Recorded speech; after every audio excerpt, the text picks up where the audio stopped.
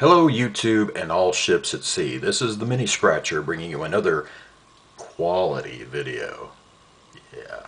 Okay, last video I posted, it was just basically this ugly mug yapping for 5 or 6 minutes. I forget how long it was, but anyway, this video is going to be about the same. But actually you will get to see some of my elements that I'm building for this project. And before that, I am going to talk to you about my inspiration. What was my what brought this idea to my head? Okay, first of all, let me say that I'm a huge fan of horror movies. I love horror movies, and my favorite, I guess you would call, subgenre of horror movies is anything having to do with cannibals, cannibalistic behavior, what have you. I don't know why. It's just one of the most abhorrent things that I can think of, to consume another human being. It's insane. It really is. But movies like Texas Chainsaw Massacre, the original first one, as well as the remakes. I love the remakes. The remakes are great. But you have those elements in those movies. And movies like Wrong Turn. Stuff like that is just endlessly fascinating to me. But I was watching another horror movie for about the 35th time, a movie called Jeepers Creepers. And if you've seen that movie, you realize there's a vehicle in that movie that's almost a character unto itself. I did some research into it and found out that that vehicle is a 1941 Chevrolet cab-over-engine, actually the first utility vehicle, because you can make a van out of it, you can make basically just any kind of truck you wanted to out of it. But what I remember most about that vehicle is when the two lead characters in the movie are in their vehicle and that 41 Chevy comes up behind them. They looked in the rearview mirror. All they could see was this huge grill, and it's rusty, dusty, smashed in. It's got pieces missing out of the grill. Just very menacing looking. And because it's a cab-over vehicle, that means there's no snout, or as they say in the UK, there's no bonnet. It's the cab sits on top of the engine, so you got this flat expanse in the front, which is covered by this ginormous grill. And the shape and design of it is very, what's the word I'm looking for? Anyway, it's typical of that time and era, you know, where everything's kind of rounded and what have you. So I thought that would be a neat project if I could find a model of that vehicle. And I began looking online, and I could not find that specific model. I don't think it exists. But I did find a 1941 Chevrolet pickup truck whose grill type is along those lines. It's not nearly as big because it actually has a hood or a bonnet, whichever, and is very stylized, that same design. Art Deco is the phrase I was looking for, kind of an Art Deco design to it, rounded fenders and all that good stuff. And it hit me. I said that would be a fun model to build, and maybe I could make it a little rusty and crusty and what have you. And then I thought, why stop at just building the model? Why not do an entire diorama? And then the inspiration hit me that I could build an entire story around, you know, that using that vehicle as one of the characters. And you know, with my love of the Texas Chainsaw Massacre and Wrong Turn and films of that nature, I thought, yeah, I can do this. I can do this. And I began to build my confidence, so I went ahead and ordered that model online. And including shipping and everything, I paid half of what I would have at a hobby shop or whatever, because I got it on eBay. But that is my inspiration for this project, for this diorama. Now, I am an absolute madman for details. I love details, and even stuff that your conscious mind may not recognize right off the bat. Your subconscious mind sees that and says, that's true to life. That is what I would expect to see. So your conscious mind is going, yeah, that's dead on. That's perfect. And you don't really know the reason why until you start to look and look at the details and see every little tiny thing that kind of rings true. And that's what I love attempting to do. I don't always get it right. I'm not, trust me, I'm no master builder. I scratch build stuff because I like that feeling of accomplishment. As a matter of fact, if I had the ability and the materials, I probably would have scratch made the vehicle and the exact vehicle I originally wanted. But I don't have that kind of talent or those kind of resources. Let's put it that way. So now I'm going to show you some stuff. It's show and tell time. Yay! And now some of these are going to be successes and some of these are going to be failures. And most of them are works in progress. So just bear with me, okay? I just want to show you what I'm doing and what direction I'm going with this. This is the first structure I ever built, period. Not just for this project, but ever. I've never built a structure before. This is an outhouse. I'm actually kind of proud of this little number right here. And again, with the details, a little roll of toilet paper in there. See that? And that is actually made out of the inside cardboard tube. It's made out of paper bag material. And the outside roll was made out of cigarette papers, believe it or not. Or a cigarette paper, actually. But yeah, I wanted details like that. This is still a work in progress. I've got the door made. I just don't have the hinges made yet. I refuse to pay $9 for a pair of hinges, a pair of dollhouse hinges, which actually aren't even the right scale. They're 1:1 scale, and this is 1/24. So yeah, that wasn't going to work anyway. And it's ridiculous. $9 for a pair of little brass hinges. It's insane. I'm not going to do it. So, but I wanted details to be authentic, and I'm confident. I've got the aluminum that I'm going to make the hinges out of. I've just got to get the pattern right, and it will be done. Eventually, it will be done. I mean, it's a privy. You got to have privacy, so you need a door. So, yeah. And even an inbred cannibalistic serial killer's got to go to the bathroom once in a while, right? But, excuse me. I like to add details, and you can, if this camera will focus correctly, you'll see there's vines and there's greenery at the bottom. And in areas where it rains a lot and things aren't tended to well, you get the beginnings of moss and algae that grow on the wood. So we got plant life on several levels. And you can see every once in a while a little drop of bird poop on the sides and on the top. And I was quite proud of this roof of it. You can see little bird poops there on that, and a little rust here and there. And this is actually card that I painted meticulously. And I found out something about this type of thick paper material. You can bend it like metal once the paint's dry. It's pretty cool. Excuse me. And my goodness. And you might notice some boards that have pulled away, which really adds to the, rough and ready exterior.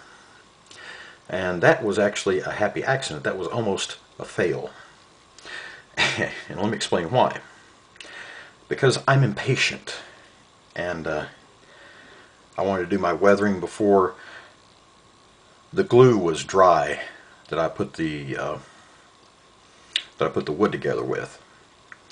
And rookie mistake number 2 is that I went a little heavy on the wash.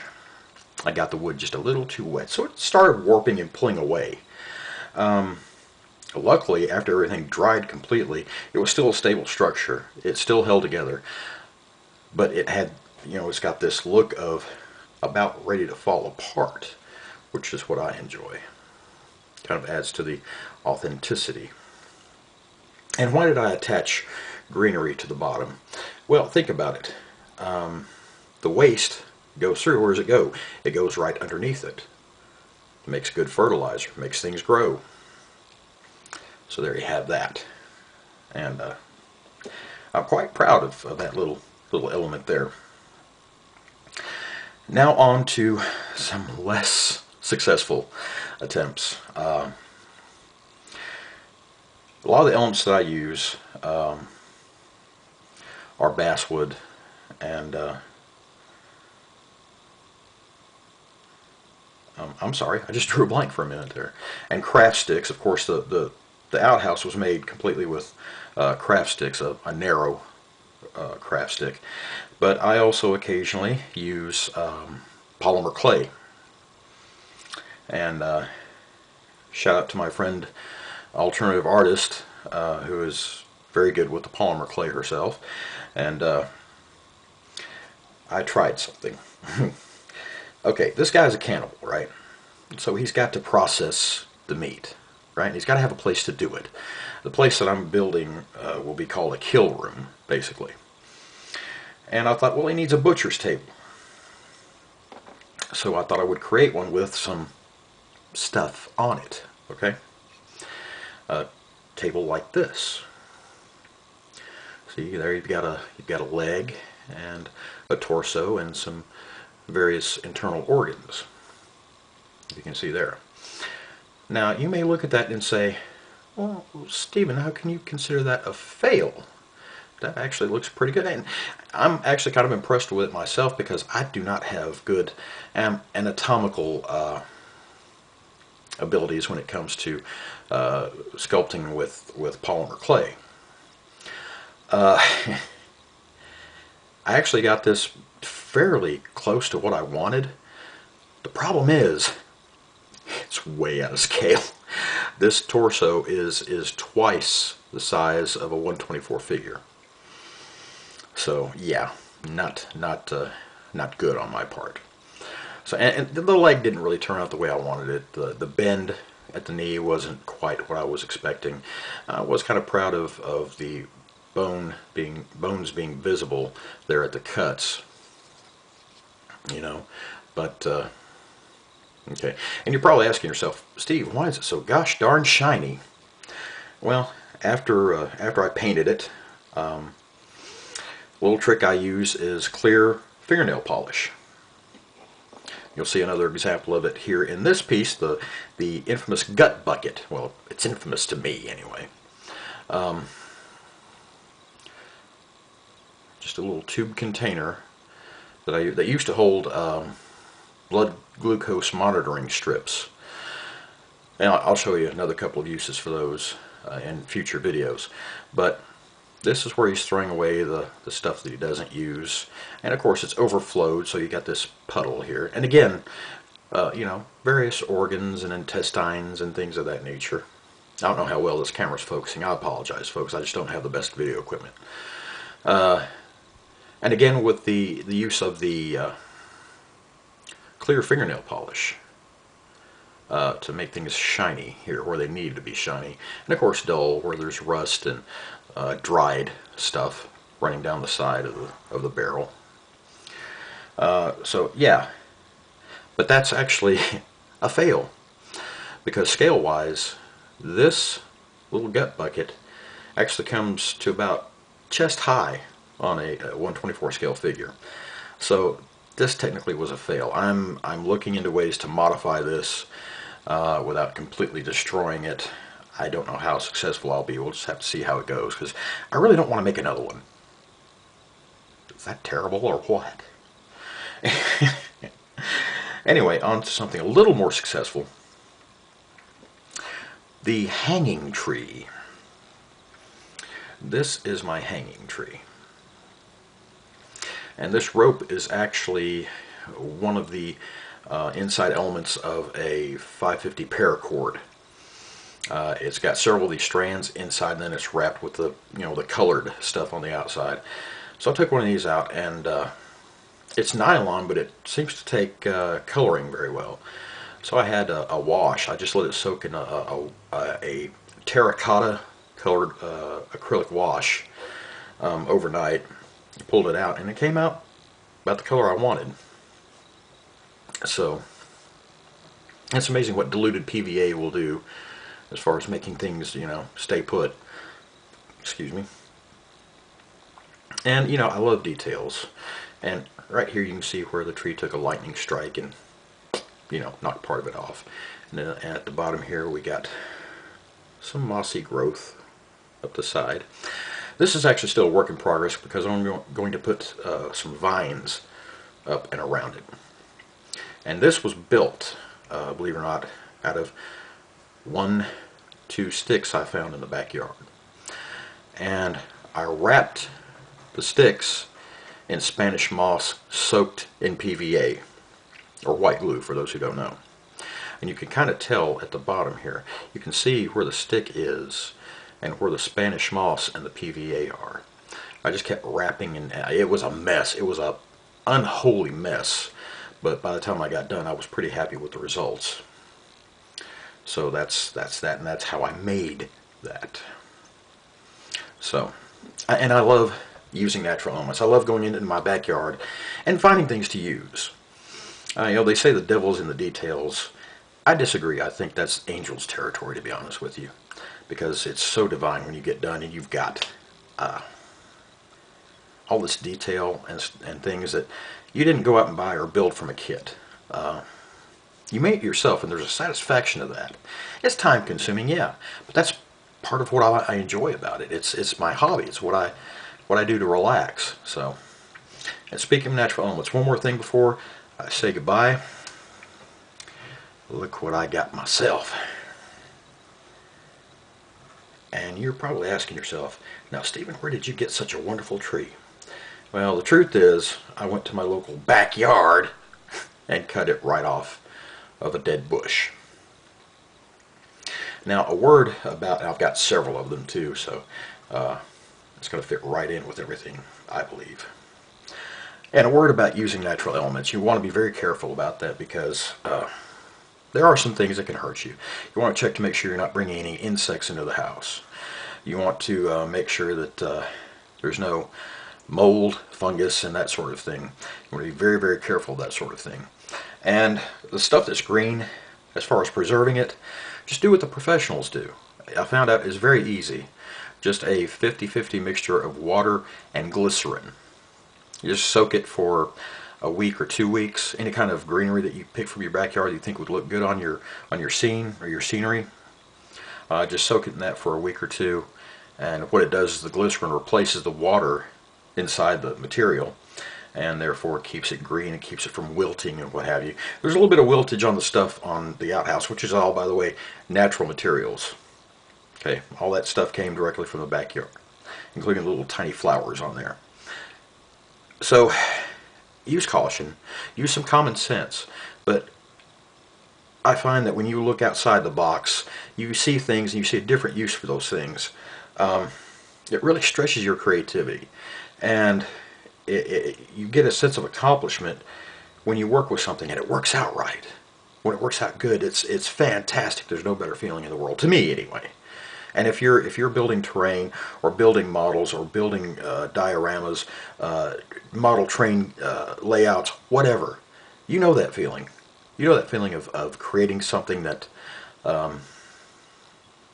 when you're finished with it, you can look back and go, yeah, I did that. That was me. So, but that's just my opinion. All right, folks, that's it for me. I'm out of here. Until next time, take care.